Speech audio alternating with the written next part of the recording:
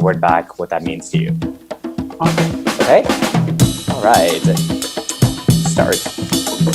Welcome to 42, Two Souls, One Journey, a raw and unedited look into our lives as human beings. Based on the 21 grams experience, the 21 grams experiment, a scientist by the name of Duncan MacDougall concluded that the human soul weighs 21 grams. On this podcast, we will explore, no matter what we look like on paper, our lives as souls journey similarly. On this episode, we are speaking with the complicated, the charming, the brutally honest, gringo extraordinaire, and sassy David Andino. Welcome, Wow. David. A lot of titles. Complicated. Gringo. Wow. Girl, I feel like you've owned all of those. But let's start with the gringo. Let's let the audience know why I put gringo in there. So, David, where are you originally from? And tell us about the gringo phenomenon that's followed you all this time. It's never followed me until I met you, actually. But I'm from El Salvador originally, but I'm rather fair-skinned for somebody from El Salvador, according to stereotypes. And I think you and I went to this thing. What was it? Like a party or some sort. And somebody assumed that I was Caucasian. And that's where the gringo thing comes from. But I'm not a gringo. No, he is not a gringo. But also it happened twice to us. I think we went to a Spanish restaurant, and the woman, she was like, "Oh, do you guys eat spicing?" Assuming that neither one of us, like that we were new to Spanish food and Spanish culture. And then you were like, "Girl," and you said something really sassy, and I was like, which is why I feel like bring it up all the time. I don't remember that, but fine. It sounds like it happened. It did. So before we started the podcast, you were telling us about how you didn't imagine life would be. Let's tell the audience more about that. I guess that's the complicated part that you were talking about. I never really see myself as complicated, but I guess my life and I have been complicated. I didn't have what I like to call Erik Erikson stages of development, childhood or life, or don't have that. I don't know if people know who Erik Erikson is, but he's this Thank you for explaining that. Scientist, let's say, that developed these stages of development, and that you have to achieve each stage in order to move on to the next. But that's not for everybody. Mm-hmm. Anyhow, I feel really blessed right now, and I know that the world is upside down right now, but this has been a really good year for me, except for the isolation and wearing a mask all the time, and the fear that I have felt over the pandemic and everything that's happening. It's been a very transforming year for me so far. There have been a lot of things that have come to fruition that I have yearned for basically all my life, and they are just unraveling right now, and it's exciting, it's unnerving,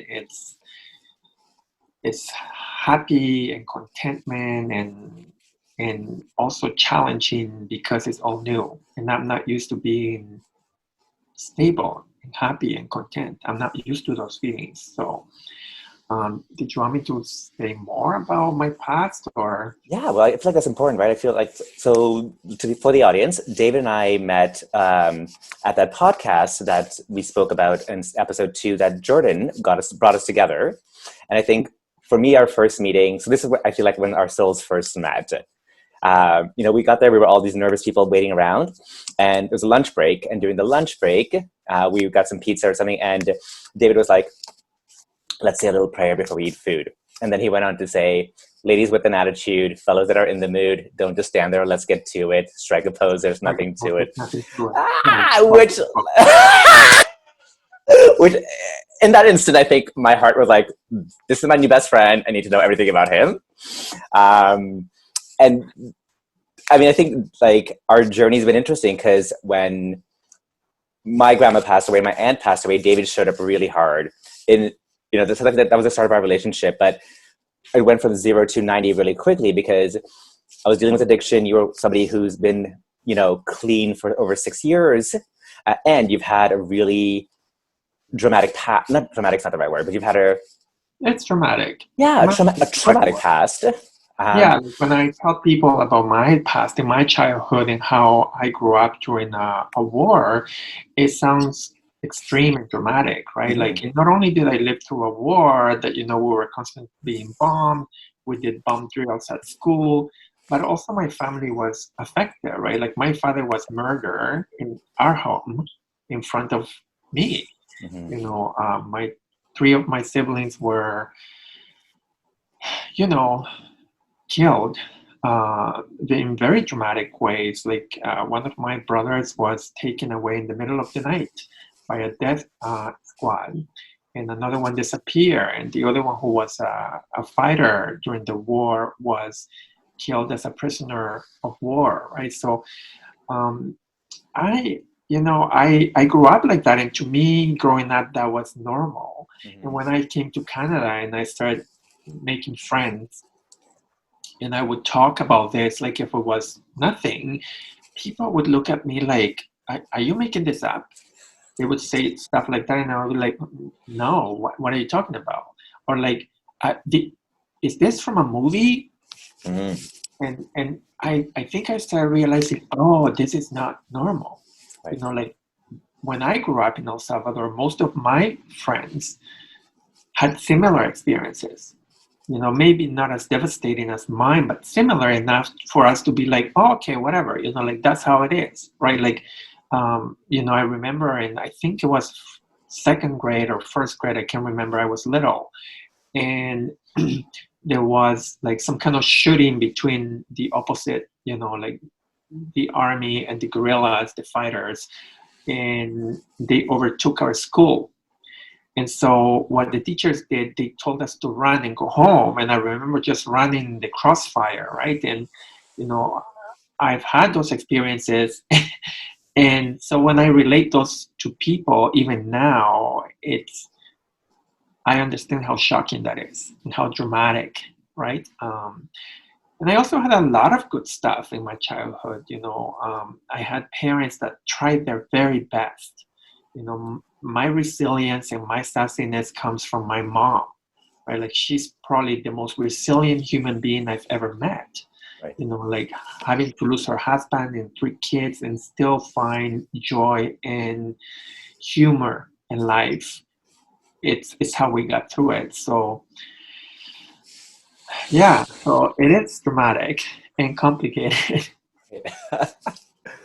But like, it's so interesting. Like, we think it's dramatic, it's complicated, but you speak about it in such conviction, and it's your truth. This is your life, and for me, you showed up in my life at a time where I didn't realize I was going to deal with so much trauma and loss. It was right before the pandemic, and then I lost 2 really important matriarchs in my family. And you showed up, for me, your soul showed up just in time, because it knew that, I don't know how it knew that this was going to happen to me, where I was going to have multiple losses, and you were the right sassy soul to come in, and you were honest about what was happening in your life. So it didn't make me feel alone, which was so great. And the American elections are happening right now, and I think people are freaking out, and like, I think the world is experiencing trauma in a very different way than you did. But you being able here to share and be like, I'll come out okay. We'll come out okay the other end. Like, this is It always comes out okay, no matter what. Like, you either die or you come out okay. Or okay, right. a little messed up, right? Like, I wasn't always stable and steady. I've had so much darkness and pain in my life to deal with that for the longest time I didn't know how to deal with it, right? So my way of dealing with it was like through addiction, through like, throwing myself in down that road. And at the beginning, it felt good. It felt good to forget. It felt good not to feel, right? Until it became too much. But going back to, like how I grew up, I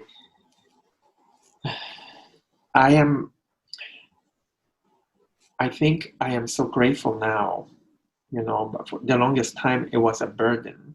It was a source of self-pity and resentment, and in looking at other people and thinking like, how come I didn't grow up like that? How come I didn't have that? You know, and now I know that what I had was so special. Like resilience, it's something, an attribute that people give me, and for the longest time I didn't understand what that meant. But now that that I'm on this side of my truth, I get it. I'm like, oh, I see. Like not everybody can get through shit like that. Oh, am I allowed to swear? Yeah. Stuff like that. No, fuck, swear, whatever you want. It's our time. Yeah. And and be as blessed as I feel that I am today. So Thank you for sharing. I think that's the most like that's the part that draws me. That not just me. I know everybody who is drawn to you in any way is the fact that you can look at your past and take all these learnings and apply them in a very tangible, honest way. And I think it's also like I've seen this. I've seen you do this not just with myself, with yourself, with our friends. You're like, this is to a point where you challenge some norms. Where like, for example, I would say like, if there's we belong to a group and the group says this is how we have to follow things. You understand it. You understand it. You practice it, but you also say there's still another human being at the other end of this that allows me to still love the other person and not break the rules, but just let you share love in a very unconditional way with everybody at every moment, even when I know the people, or when it's tough, when I know I wouldn't choose it, you choose it. How do you choose love, David? Consistently. You choose it consistently, FYI, my friend. I am thinking about this because it's a process for me in my head. And it starts with fuck this. I don't want to love this person. They are annoying me. I can't stand them. I can't. I am done with them. It's always I'm done. That's it. I'm done. That's how it starts, right? Right. And I let that happen because I know that that is my process. I have to be angry first, right? Whatever the situation may be, or I have to be overly excited or overly something to get to the point of love, where I basically weigh all the consequences, all the things that are in play. And I think that's also something that I've learned from both my parents and my older siblings, right? Where it's like, you're allowed to feel these emotions. You're allowed to be disappointed with people. You're allowed to just to hate them a little bit, so you can get to that point where you can accept. And as soon as I start accepting, okay, that's how that person is, that's how they behave, that's how it's going to be, it just becomes so simple. And I think I get that gift from my dad specifically, because for many years after his death, my relationship with my dad continued, and it was stormy, right? Like I felt rejected by him, and I felt like he didn't love me. And then I did some work with my counselor, and he asked me to write about what I had learned from the men in my childhood, and specifically my brothers, which I had 5 of, and my dad. So I started writing about my oldest brother for some reason, and then I switched to my dad.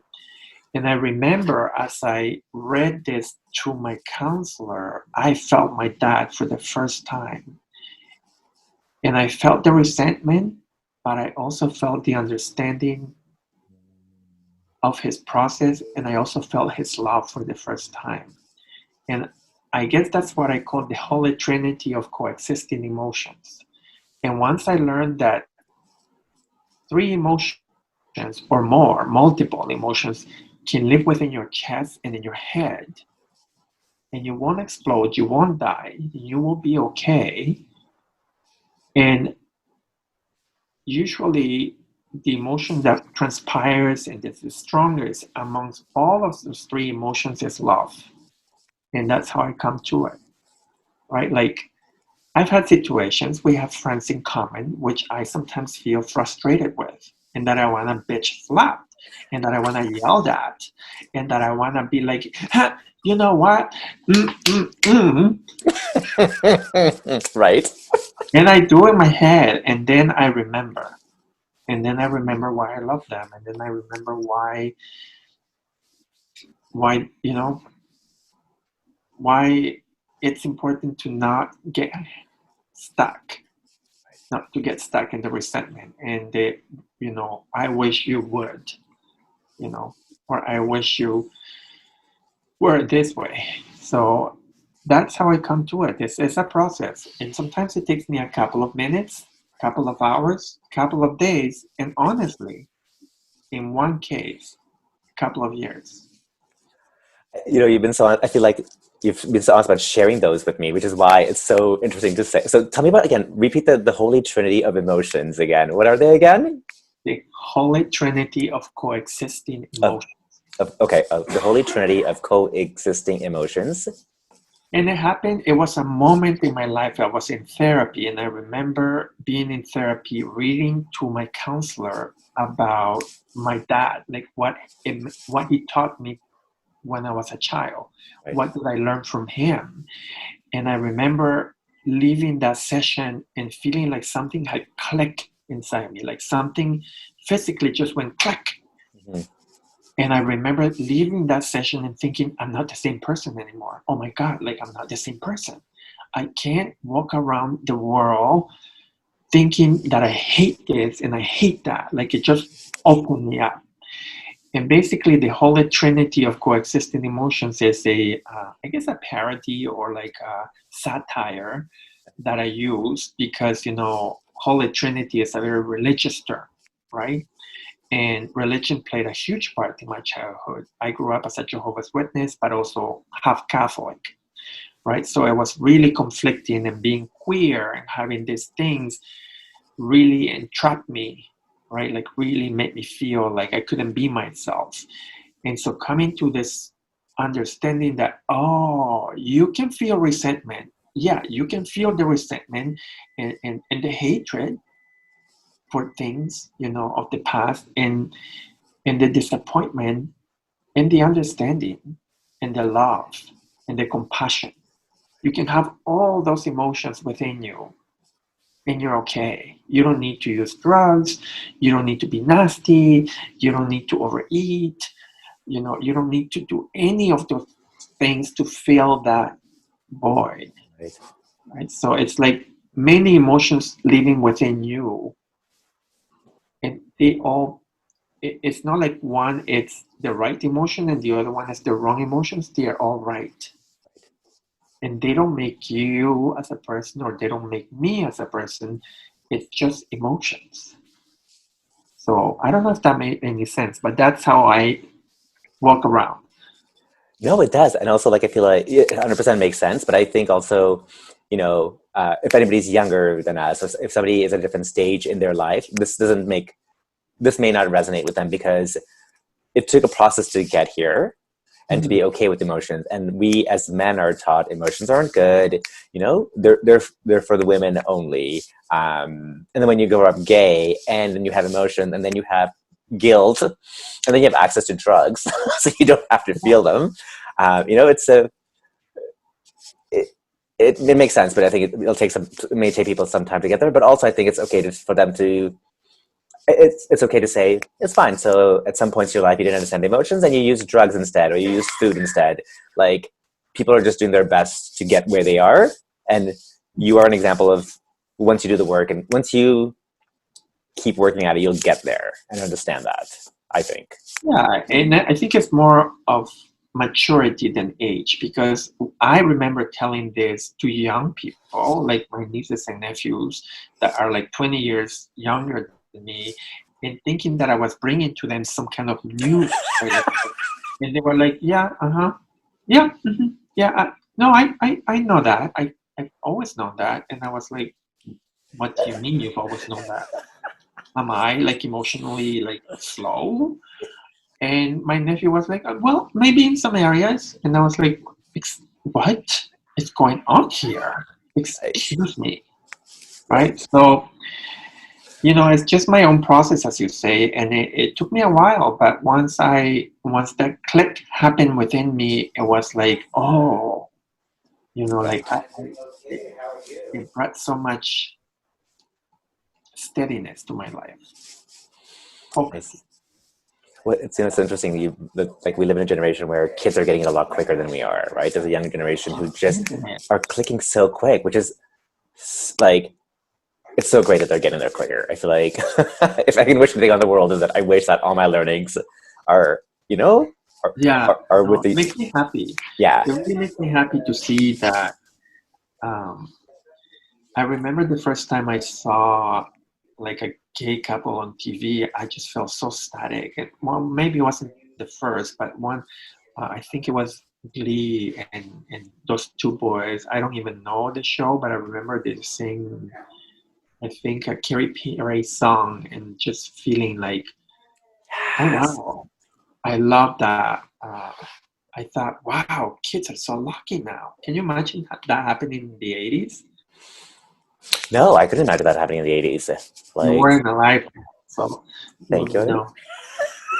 It was Katy Perry's teenage dream with Kurt, and yeah. Oh my God, I remember that so well as well, because it was like. I remember just my mom and I watched that together. Like we were watching TV and that came on, and I just remember like, wow, like I never thought that this was gonna happen. Right. So let's talk about your mom for a sec. Let's talk about your mom for a second, because I feel like in our conversations, in moments where I felt dark and how you bring up your mom and talk about her learnings and how much, just what a guiding force she's been in your life. So let's start with her name first. What's Mama's name? My mom's name is Alicia. Alicia, and I mean, you lost Alicia a couple of years ago. Am I correct about that? And 7 years ago, actually. Oh wow! Okay. I don't know. And in your healing journey, tell me how she showed up in your healing journey, in your journey of becoming this David. Because there was highs and lows of it, and I know in the moments that I felt guilt about my lows, about not being this perfect person for my mom and my grandmother, you were like, here's a reality. And, you were like, it's okay. They love you no matter what. And, you shared your heart, like you shared your lows to make sure that and it made me feel like, okay, this is normal. It is. And I think sometimes, we get stuck in thinking, oh, I didn't do this, or I could have done this. And the more the time passes, I realize I had the perfect mom. I really did, I really do. I think about my mom every single day, constantly. Like, it's not like I have a thought that day, it's constantly. There is either a saying in my head. I see somebody in the subway that pisses me off, and she comes in my head and says something, or like, or something really inspiring. My mom loved to look at the sky, right? Like she loved like describing the sky, like the colors. She would sit in the afternoon to look at this, when the sun is coming down or when the sun is going down, and she would just enjoy that so much. And I kind of took that for granted growing up. And now I live in a place where I have the sky in front of me, right, all the time. And so every morning I get up when I have to go to work or not, and I sit there and we chill. My mom and I chill, and she's always there. She's always there, and she's, yeah. I don't know. I think I would be a completely different human being if my mom hadn't been there. Your mom hadn't been there, is what you said? If she hadn't been there for me. Yeah. And I don't know what else you want me to say without me breaking down, but yeah. No, I think it's, as somebody who just recently had loss in my life, somebody had told me this, that you think your parents are powerful while they're here alive. The power, like once they're gone, the amount of things that their soul can do for you is so much more powerful than they could do here as human beings. And I know the same way, like I get up every morning and I feel my aunt, my mom, and my grandmother here with me, right? And like moving through addiction and moving through all this stuff, I know they're here. When I feel very powerful, I feel them here. Even lately, if I don't feel powerful, I feel them here. Like it's so, I don't know how to explain that either, but I like having coffee with your mom every morning makes complete sense to me today. Like, of course you are. That makes sense. Like she's bigger than she was in this human body, and She now is. she's everywhere for you. Yeah. And she's in my. It's almost like she controls my thoughts sometimes. In a And I don't non-Halloween way. control as in like as a puppet, but it's like guide. Like, guide is a better word. Yes. Guide my thoughts and my emotions, right? Like she was so good at. She was so poised. She was super sassy and sometimes vulgar, but never in public. Okay. Never in public or when there were people around. Only with us. She grew up. She had a really rough childhood too, but really fun. And she was a fighter. Like she beat up so many kids, and not because she wanted to beat them up, but because they were trying to bully her, like coming for her. And she was a physical fighter. She learned to fight with her brother, right? So there's so many stories, but I won't go into many of them. But there were bullies around all the time because she was constantly alone, right? Like, and she became a maid at the age of 8 years old. So she became a servant, and there were people always trying to bully her, and just those stories of feistiness, really, and defending herself and being fair and just really stuck with me. You know, And I think her sassiness came from a place of defiance, but also from a place of resilience. Like that's how she expressed her resilience by being sassy and also funny. Like she was extremely funny. So, question: do you use your sassiness as a form of resilience then? I think so, absolutely. Like I don't think I'm sassy. Like I don't think of myself as sassy. Okay, I feel like, how dare you lie? You don't think you're sassy? Denial, it's alive, okay, and it's okay. It's one of the trinity of coexisting emotions. Denial is one of those emotions, and thank you. I'm not going to deny it.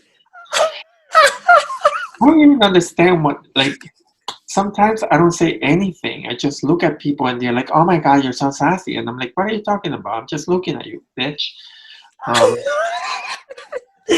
mean, your face is saying something, but your emotion and your energy are saying something completely different. I feel like you can't hide. Truthful, you mean. Yeah, very true. No, I think that's your truth, 100%. I think, it's, my sassiness was problematic at some points in my life for sure. Right. Like it was a problem because it came from a place of feeling defenseless, right? And as a queer boy, as a gay boy, Mm-hmm. I had to be sassy. I had to defend myself. I had to be mouthy, right? Right. Otherwise, people would come for me Yeah. and like try to mistreat me, put me down, and that was a weapon. And I think, one of the things I learned is that I don't always have to be sassy, right? Like I can be sassy for fun now, or sometimes to defend myself, you know, or, to put a bitch in her place or his place every now and then. But for the most part, I think now I use it as a source of humor. And humor is resilience. To me, it's the core of resilience. If you cannot laugh at yourself, if you cannot laugh at life, the ironies that happen, right? Like life is so ironic, and if you get angry about it, you can. That's fine. But for me, when I got angry about it, I just became bitter Right. and sassy, and that's not a good combo. No, I But, think. but funny and sassy, Mm-hmm. that's a good combo to me. Agreed. And I, like, from my end, I think I've seen you use sassy as a way of connecting with people. You, like, for me, it was an instant connection when you were sassy, because I think you're sassy and you're kind, and you're very conscious of not using it as a tool to attack. You've found a way to find your sassy as a way to communicate and connect with people. And I see that across the board, and also use it as a way to call out a bitch when they're not being kind with their sassiness. I've also Mm-hmm. seen that. And And it's, everybody loves sass. I've never met anyone that says, "Oh, that is not right." I mean, maybe there is a pious little bitch out there who thinks that way. Whatever. But most people just enjoy it if it's done right. If it's done with anger and bitterness, I think that's when we get lost, and that's not sassiness. That's just bitterness. no, that's just anger and meanness. I think that's the, like, there's a fine line. And I think in the gay community also you see it or you're misconstrued very easily, right? Because for me, it's always like when a drag queen is sassy and kind, I'm attracted to her. When she's sassy and mean, it's a different, and I think it's a very fine line. And Mm-hmm. and you have to travel through it, because I And know I I've, have to be sassy and mean. Like I think of for like course. when it first came out, I didn't know the balance. I mean, to some people it was entertaining if it wasn't directed towards them, right? And Mhm. they found it funny. But I've heard that a lot of people, uh, by not being kind and sassy, but being bitter and sassy. Right. So I'm really conscientious of not really what I think when I'm angry and bitter, which happens, people ask me, why are you so quiet? And I'm like, Mm. oh bitch, you don't wanna know. Because I might be angry, right? Or I might be bitter at that moment. So I try not to be sassy when I am in that state of mind. So here's a good question. Do you think you had to learn how to be, you had to live in sassy and bitter to be able to understand sassy and kindness? Absolutely. I had to understand sassy, right? Like to understand Mm, sass, I had to like I had to try different venues, right? Like, and I think one of the things is I don't like it when I hurt people. mhm. Not because I'm so concerned about their feelings, but it's because of the amount of guilt that I feel and disgust towards myself. Like, I don't like feeling that, right? Like I don't like feeling, oh, I shouldn't have done. I don't like that feeling. I shouldn't have done that. No. So I think understanding that, was what really made me shift to be like, oh, I can be sassy, but it doesn't have to be hurtful. Um, except like I want to talk about, like, what was the word? I totally forgot. I forgot. It was something I wanted to connect with sassiness, and like, um, it's such a prominent thing in the queer community, right? And it's such a default and a way of protection. And I think It is. until like, hurt people know hurt people. So Yeah. until you're hurt by that sassiness, or you don't, at least for me, it wasn't a thing. Right? Until I saw what like, when I was being sassy with her, and I finally saw it in somebody else's eyes, I understood it for the first time, and then I was like, okay, I need to stop, because this is pain, and I can see pain. But prior to that, I didn't, because I don't think I had ever seen pain before, or I hadn't realized pain that depth. I wasn't understanding that. So I guess the thing is, like, I don't like, how do you tell a younger self of your younger self? Like, what would you, if you would have had a conversation with your younger self about your mean sassiness, what would you say to them? Stop that shit. Okay. I would say that, but I would say it in a kinder way because that version of me was extremely hurt Mm, and very sensitive, right? And didn't have the tools that I have now. So I would say kindly, I don't know how I would say it, but I would say it nicer than stop that shit. But let's talk about this. Maybe can I give you some feedback? Can I reflect something back at you? yeah, And I I think would probably just tell that version of myself, you know, this is a great quality, but here's how you use it. Ooh, like what a I love it. I love it. 'Cause I feel like you reinforce by saying what a great quality you have, but here's a way to show it through kindness as opposed to wherever they were in life. But also, yeah, I feel like part of it also like just to be like it's okay, it's okay. Like you didn't know, so you were here. Now that you know, you can never go back to that spot again, right? Like, It's hard to go backwards, you know. I mean, it's possible, you know, it's very possible. Like it happens all the time, right? Like sometimes we regress, but I hope I never go back to that version of me, you know. And if I do, I hope I'm kinder to myself. mhm. Yeah.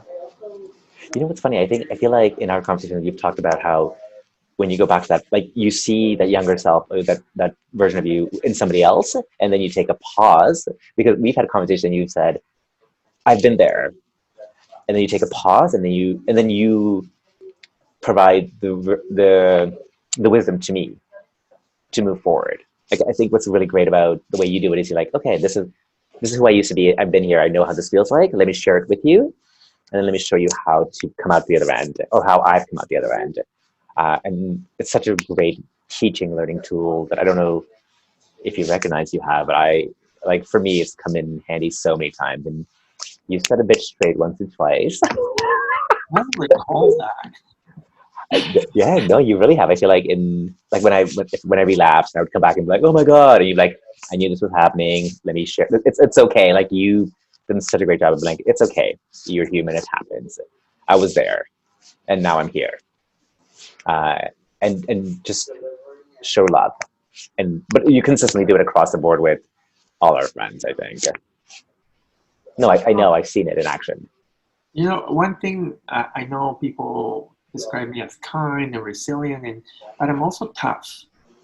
Of I'm also course. very tough with myself, and sometimes I have to remind myself, oh, I can't expect the same toughness, the discipline that I have with my that I force myself to have, right? Because I hate discipline. You know, Right. I don't like it, but I do it. Right? Like, why do I get up at 5:30 in the morning to have coffee before going to work? And why do I do that? Just roll out of bed and do like everybody else does, right? Like, but no, I have to do it and make my bed every morning and this whole thing. But also emotionally, I'm tough with myself. Mm-hmm. Many times people ask me, how do you do that? And I literally just tell myself, quit that shit. Stop it. I yell at myself in my head, stop it. So yes, I'm kind, but I'm also tough. And I think sometimes that's what you're telling us here that I do. It's that I guess telling people off, but it's not really telling them off. It's setting them straight because I do that to myself, right? So maybe without thinking, sometimes I do it to people. Yeah, but it's never in it like it's in a kind way. I feel like I grew up in the same like this idea of making my bed every day, getting up at a certain time. It's sort of my like those are the key things that I kept from my recovery. You know, like it helps bring order to my day every day, and I can't. It's so small, but like not doing my bed every day makes me feel unstable. And Hmm. if that's the only stability I have every morning, and I know so every morning I can get up, I can be like, okay, I woke up sober, I made my bed. When I go to bed at night, I'm like, oh my god, I've got a great bed to go to this bed, and I went to bed sober. And it's such a good reminder. And my day can go any way it wants, but those two bookends help keep me consistent. And I think those are it's okay for us to have those days, right? Because to have that because it allows for control, or I don't know what the right word is, but it allows for consistency and safety, maybe. Yeah. It does. Yeah, it really does. Yeah. All right. So tell me, what's the meanest thing you've ever done? Oh my God. Just one. Well, I do mean things all the time. Honey, I said just one. I don't know. There's so many. I can't even think about it. Okay. I'm ashamed of my meanness. The meanest thing I ever have done is maybe I had this roommate. She was horrible. She was mean. She was nasty, and I put a little bit of pee in her mayo.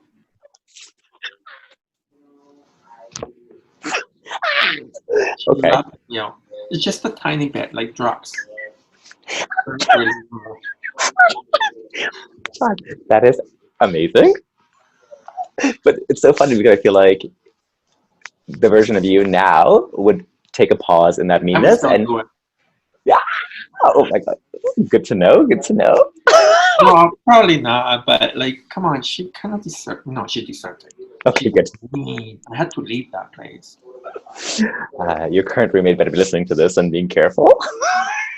What? I have a roommate. What's the funniest thing you've done today? The funniest thing I have done today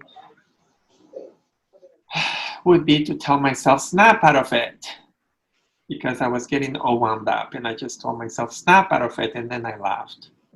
Because, well, I want to get snap out of it, pretending to be Cher. Like the snap out of it. Snap out of it. Yeah.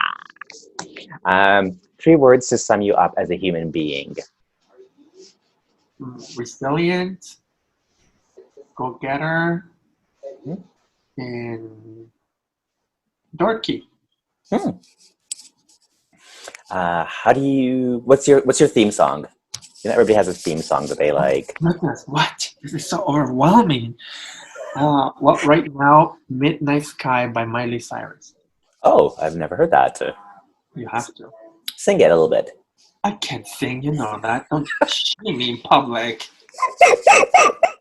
All right. So that's our timer. So to wrap this up, cancel. To wrap this up, I am going to give you 1 word, and you're going to give me 1 word back in association. Ready? All right. You.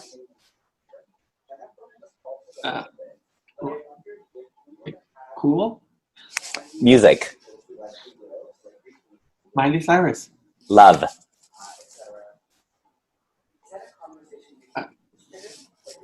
Friends. Light. Light. Alicia. Serenity. NA. Soul. Red. Madonna. Ladies with an attitude. Okay, thank you for taking time out of your busy day to tune in as David and I chatted about life.